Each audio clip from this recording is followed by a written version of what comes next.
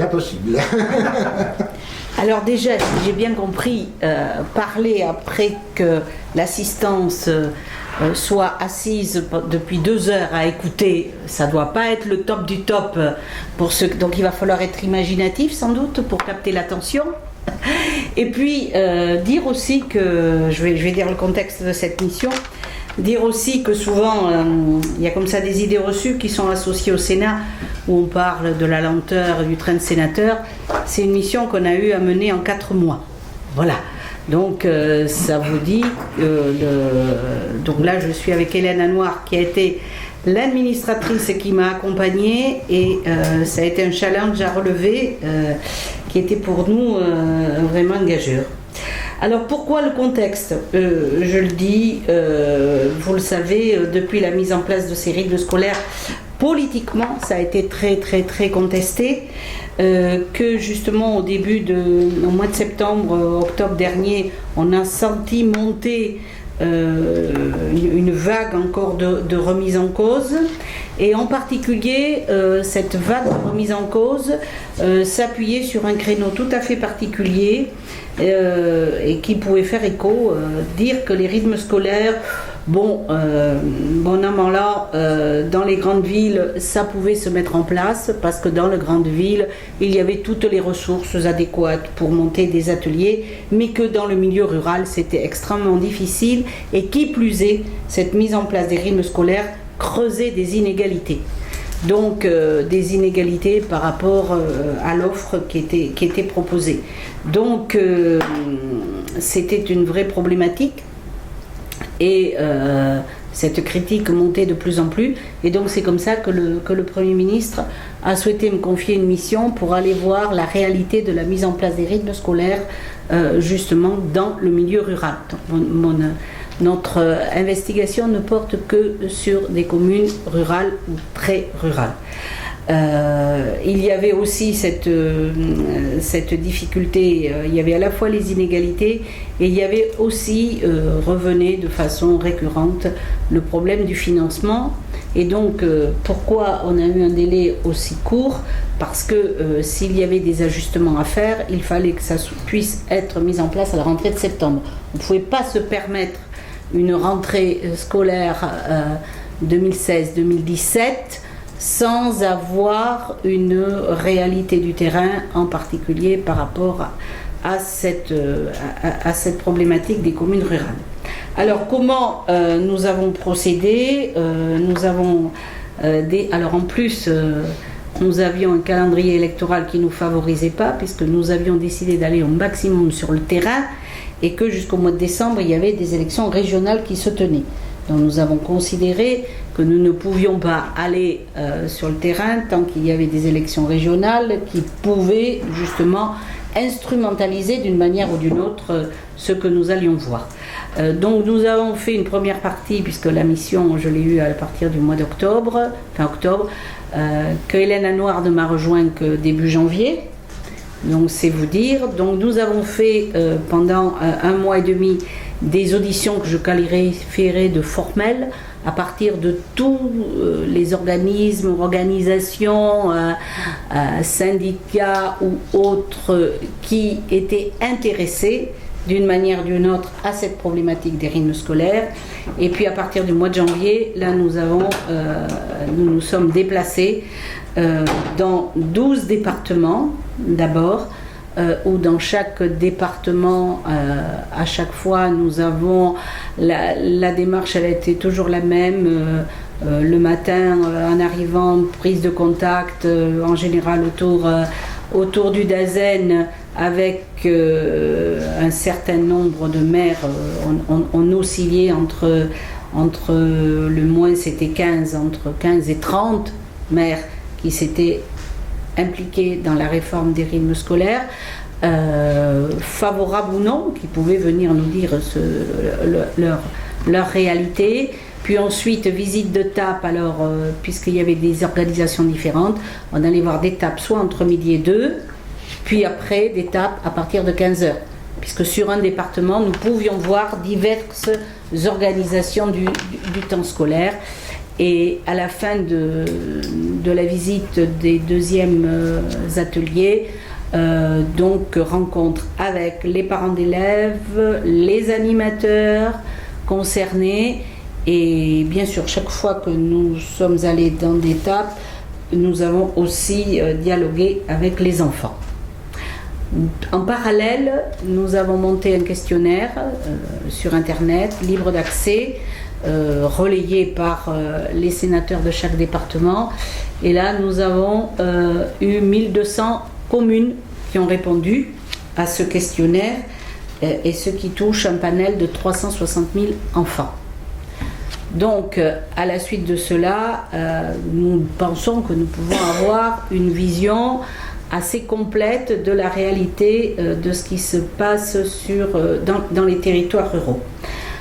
Alors, la première chose que je dirais, c'est que dans les territoires ruraux, les maires, dans la très grande majorité, se sont appropriés de façon très forte cette réforme des rythmes, ce défi.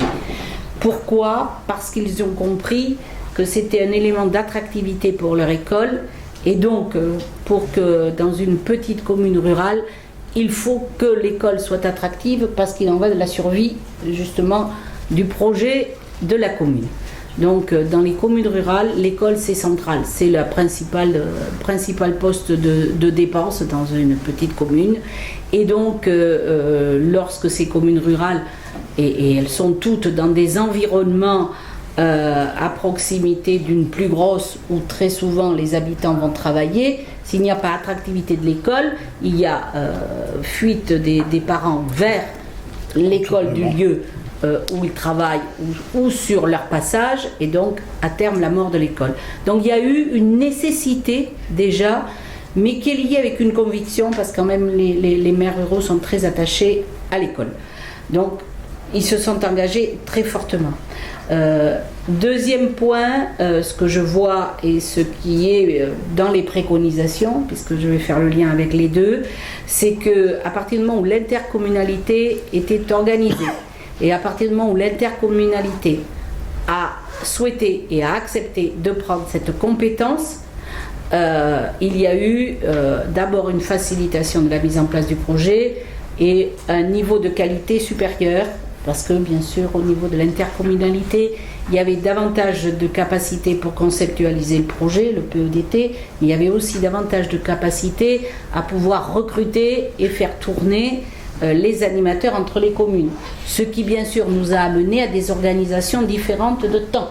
Parce que pour une qualité d'animateur, souvent dans les communes, il y a eu un choix des ateliers le plus souvent 2 fois 1h30 en tournant et en mutualisant, et même avec la possibilité d'entre midi et 2. Ça c'est ce que nous avons constaté, et donc c'est une préconisation lorsque nous avons encore des petites communes rurales en difficulté. Il faut que l'intercommunalité prenne la compétence, mais ça m'apparaît être la bonne solution pour avoir ce saut qualitatif. Dans les communes rurales, ce que les maires ont beaucoup dit, alors c'est inégal, c'est toujours pareil, là quand je vais généraliser, je vais être schématique, mais quand même, ça ouvre vers la préconisation. Les maires se sont sentis un peu seuls pour porter cette réforme. Ils ne se sont pas sentis accompagnés par l'éducation nationale. Ils se sont retrouvés tout seuls face parfois à des enseignants qui n'étaient pas favorables, des enseignants qui eux-mêmes ont pu mobiliser des parents. Et donc il y a eu les maires, il y en a un qui me l'a dit de façon un peu abrupte, ils m'ont dit: je me suis trouvé à défendre une réforme que je n'avais pas, et qui n'était pas portée par moi, mais qui était portée par l'éducation nationale, et pour laquelle je ne me suis pas sentie suffisamment accompagnée. Donc ils se sont trouvés confrontés avec leurs connaissances, parce qu'ils étaient aussi au carrefour de contradictions par rapport à des connaissances. C'est-à-dire que certains s'étaient documentés sur ce qu'était la réalité du rythme biologique de l'enfant. Et quand il s'agissait de mettre une organisation en face, ils avaient des oppositions qui leur venaient et qui remettaient en cause ce qu'ils pouvaient défendre. Et donc là, une grande perplexité. Une grande difficulté. Donc, dans les préconisations, je préconise que l'éducation nationale se saisisse davantage de cette notion d'accompagnement. Il y avait ce qu'on a appelé des GAP, des groupes d'appui départementaux, qui étaient créés dans chaque département. Vous verrez dans l'enquête qu'on a menée, 50% des élus, des maires, ne connaissent même pas l'existence du GAD. Et donc, lorsqu'ils la connaissent, il y a eu 2 réunions au maximum dans l'année. Or, le GAD m'apparaît le lieu qui peut à la fois être le lieu ressource pour accompagner les maires dans la mise en place, mais pour les accompagner aussi dans le contenu. Parce que il y a cette question-là. De la même manière qu'il faut absolument, et ça c'est l'esprit de la réforme, la mise en place des rythmes scolaires, ça s'inscrit dans un PEDT, et ça doit s'inscrire dans une complémentarité de ce qui se met en place dans le temps scolaire et dans le hors-temps scolaire. Aujourd'hui, je ne dirais pas un pourcentage, mais dans beaucoup d'endroits, il n'y a absolument pas de complémentarité. Il y a une juxtaposition avec parfois des acteurs qui ne se parlent pas ou qui n'échangent pas. Donc, l'intérêt quand même d'un PEDT, c'est de faire, et après, les critiques ont pu survenir en disant « Ah, mais voilà, mon enfant, il va faire 2 fois la même activité, il va faire... » Si les gens ne se parlent pas, et s'il n'y a pas une élaboration en particulier du contenu des ateliers périscolaires qui soit mise en regard avec ce qui est mis en place pendant le temps scolaire, là, on a aussi un affaiblissement de la qualité du projet. Donc, une des préconisations aussi, c'est de faire qu'il y ait, avec le pilotage, je crois, de l'IEN, parce que c'est l'IEN qui est au plus proche, avec le pilotage de l'IEN, une conception, parce que dans le PEDT, normalement, tout le monde est autour de la table, les élus, les enseignants, les parents, les animateurs. Bon, très souvent, quand même, il y en a qui ont manqué à l'appel. On nous a dit impossibilité de trouver des temps communs pour se réunir, impossibilité de... Je crois que ça, il faut absolument le dépasser. Ensuite, ce que l'on a vu, donc ces maires ils ont été imaginatifs et puis ils ont regardé autour d'eux. Ils ont regardé autour d'eux ce qui existait dans le village, parce qu'ils ont bien compris que il ne s'agirait pas de faire les mêmes activités que celles qui peuvent être proposées, qu'on a pu monter un exemple à Paris ou à Lille. Ils ont dit, on va regarder ce qu'on a, et donc ils se sont tournés vers leur territoire, ce qui a été une grande richesse. Et redécouvrant les richesses à la fois patrimoniales, culturelles ou environnementales de leur territoire, on a vu une mobilisation d'acteurs qui n'étaient pas jusque-là impliqués autour de l'école. Donc on a une identité très forte selon les départements qui est liée avec l'histoire du village et qui donne du sens aussi à ces ateliers, parce que ça a permis de mobiliser soit des animateurs d'associations locales, soit des personnes qui n'étaient pas identifiées dans le village mais qui avaient un talent et qui ont pu venir faire partager ce talent. Je pense à un petit exemple dans l'Est où il y avait un sculpteur installé dans le village et qui jusque-là ne faisait pas partager sa passion et qui est venu proposer un cycle d'ateliers autour... Alors moi ce que j'ai vu, ils avaient pris la thématique des masques dans la culture, et donc les enfants fabriquaient des masques avec et c'était très très riche. Après, lorsque je pars, on peut presque aller jusqu'au folklorique. Lorsque je suis allée dans les Landes, j'ai vu l'atelier chasse, c'est un atelier sport, et vous aviez l'animateur du club des échassiers landais locaux qui était là avec son béret, je dirais presque avec son accent, avec ses échasses, et les gamins faisaient une activité qu'ils ne connaissaient pas, qu'ils découvraient, qui était extrêmement riche. Puis intergénérationnel. Et intergénérationnel. Dans ces villages, je crois que je l'ai vu dans le Nord aussi, il y a une tradition de la fanfare.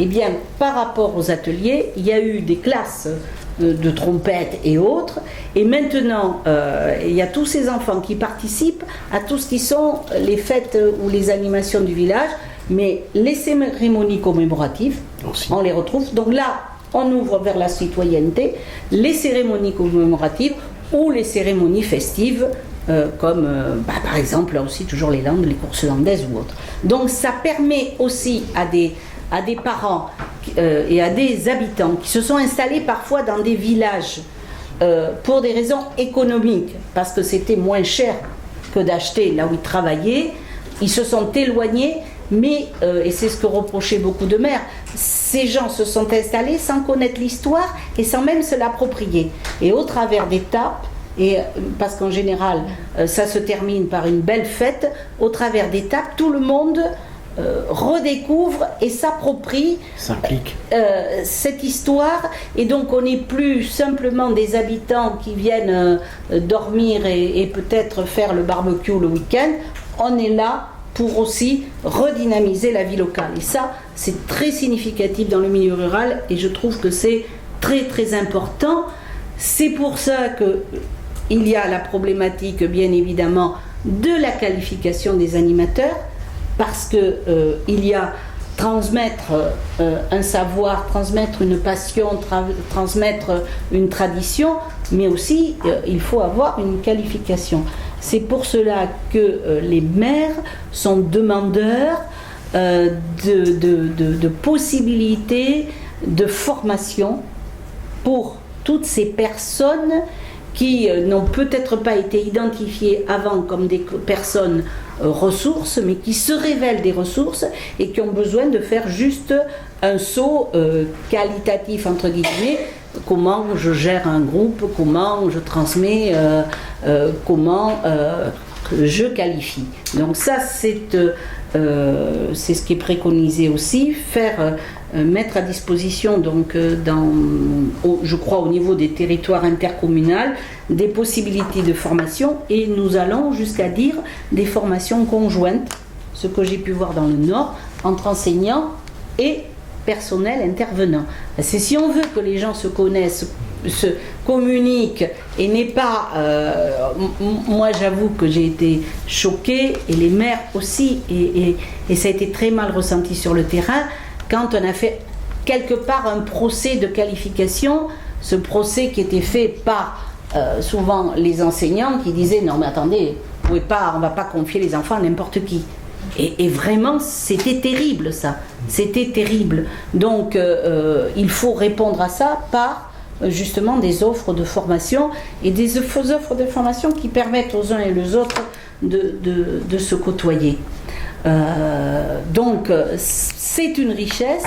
Ce que j'ai dit, bien sûr, par rapport à ce qui était opposé, en nous disant écoutez, ces rythmes vont créer des inégalités parce que on ne propose pas les mêmes ateliers partout. Non, on ne propose pas les mêmes ateliers partout, mais ça s'appelle pas inégalité, ça s'appelle diversité. Et donc de la diversité, quelquefois j'ai fait des interviews et on m'a dit décrivez-nous l'atelier idéal. Mais j'ai dit il n'y a pas d'atelier idéal. Si je veux le définir, c'est un atelier où l'enfant prend plaisir, où il est acteur, et où justement il en ressort avec une connaissance supplémentaire, il a découvert quelque chose qu'il ne connaissait pas. Mais faire une hiérarchisation, surtout pas. Donc de ça aussi, il faut s'en écarter. Et puis il y a bien sûr tout ce qui a pu être le financement, les problématiques de financement. Là, honnêtement, l'État a mis en place ce que je crois aucun gouvernement n'a jamais mis en place dans une réforme qu'il impulse, un accompagnement financier. Moi, je me rappelle des très belles mauvaises idées d'un gouvernement précédent qui voulait créer les jardins d'éveil. Il s'était bien gardé de dire qu'il allait payer les jardins d'éveil. En fait, c'était confier la préscolarisation des enfants de 2-4 ans aux mairies au travers de structures qui auraient été payées 100%. Voilà. Donc là, dans les rythmes scolaires, moi je m'élève, le procès qui a été fait par rapport au coût ou au non-accompagnement, on a un accompagnement financier significatif, 50 € majoré de 40. Il y a une faille, c'est clair, parce qu'il y a un accompagnement possible de la CAF de 54 €. Et là, 50% des communes rurales n'ont pas demandé l'aide de la CAF. 50%, une sur deux. Pourquoi ne l'ont-elles pas demandé? Un, parce que le dossier est complexe, parce qu'on fait faire le même dossier pour Paris que pour la commune de Nérigeant, si vous connaissez en Gironde. Donc, il remplit la première... Alors d'abord, ils n'ont pas du personnel à temps plein, ça tourne dans les petites communes rurales. Alors, une fois ils remplissent le dossier, 3 semaines après on leur renvoie qu'ils n'ont pas compris. Donc déjà, vous voyez le regard qui est porté, ah mais voilà ces communes rurales qui ne savent pas remplir les dossiers. Donc ils essaient de le remplir en essayant de comprendre la case si ça s'adresse vraiment à eux. Quand ils ont essayé de le remplir, par bonheur, ils ont soi-disant dépassé la date limite. Et voilà, et c'est quand même ça la réalité. C'est quand même ça la réalité. Donc, je sais qu'au Congrès des maires, il y avait eu un débat. Est-ce que, voilà, j'avais entendu Monsieur le Président dire que Barouin, il manquait de l'argent à l'appel. Non, il ne manque pas d'argent à l'appel. Non, il ne manque pas d'argent. Il suffit que l'argent qui est mis à disposition puisse aller vers. Alors après, il y a toutes ces règles, parce que tout ça s'est recroisé. La CAF, la DDJS qui dit « Ah oui, mais pour être éligible, il faut avoir tant de personnes qualifiées avec tel diplôme et tout ça. » Donc quand vous atterrissez dans le milieu rural et qu'il faut quand même savoir que par exemple l'Institut à la retraite qui faisait un atelier herboristerie, elle est qualifiée, elle est non qualifiée, puisqu'elle n'a pas le BAFA, donc il faudrait l'envoyer à 65 ans, refaire le BAFA, mais bon, donc tout ça c'est ubiquois. J'ai eu ce problème dans le Nord. Hein. Ben voilà. J'ai eu ce problème dans le Nord avec des enseignants en exercice, qui étaient prêts à s'investir aux côtés d'intervenants extérieurs. Et on a expliqué qu'ils n'étaient pas reconnus et que donc la commune n'était plus éligible au subventionnement. Il a fallu une intervention ministérielle pour que les choses avancent. Alors effectivement, dans le département du Nord, on avait qu'il fallait, donc on a tiré la sonnette d'alarme pour faire avancer les choses dans ce domaine. Mais c'est quand même un scandale. Et donc, il demande qu'il y ait un coordonnateur pour la mise en place de ces projets. Donc moi, j'ai une petite commune rurale où l'instituteur, directeur d'école, accepte d'être le coordonnateur. Voilà. Oui, mais malheur de malheur, comme il n'a pas fait de colonie de vacances, on l'oblige, il faut qu'il parte pendant les vacances cet été pour pouvoir être qualifié. Bon, donc là, tout ça, c'est les préconisations, ça s'appelle simplifier, ça s'appelle avoir un peu de bon sens. Oui. Et ça s'appelle aussi faire confiance. Parce que ce qu'il y a derrière quand même, je le dirais, c'est que les maires ont reçu ça comme un déni de confiance par rapport à eux et par rapport à ce milieu rural. Et voilà, vous savez, il y a ce sentiment de déclassement. Il y a ce sentiment d'être laissé pour compte. Il y a ce sentiment de ne pas être au même niveau que d'autres. Et vous savez vers où ça nous mène, c'est tous ces sentiments. Donc je trouve aussi que moi, par rapport à cette réforme des rythmes scolaires, ce qu'il y a, c'est qu'au travers de ce rapport et puis le discours que je porte et par rapport aux préconisations qui pourront être faites, c'est de porter un regard positif, de dire, d'arrêter de comparer, d'opposer l'urbain et le rural, porter un regard positif sur ce qui se met en place et se dire que dans la diversité, on peut y trouver l'égalité et la qualité. Et ça, à mon avis, ça permet aux uns et aux autres de retrouver confiance, parce que au travers du questionnaire, et j'arrête là, je sens que les gros yeux sont là, au travers du questionnaire que nous avons eu, il y a une satisfaction des enfants, ça vous le disiez, à 80%. Donc une satisfaction derrière des parents, parce que les parents, quand ils voient leurs enfants heureux et qu'ils disent bah, c'est super, et bien voilà. Donc je crois que ça, ce sont les deux indicateurs. Souvent, on est rentré dans des ateliers avec le maire, parce que pour vous dire, les maires avaient intégré que ce qu'ils faisaient était peut-être de deuxième niveau. Parce que quand j'arrivais, je disais on va aller voir les ateliers. Oh mais non, ils me disaient non, ce qu'on va vous montrer, vous savez, nous c'est modeste. Non, mais je dis on va y aller voir, il n'y a pas de problème.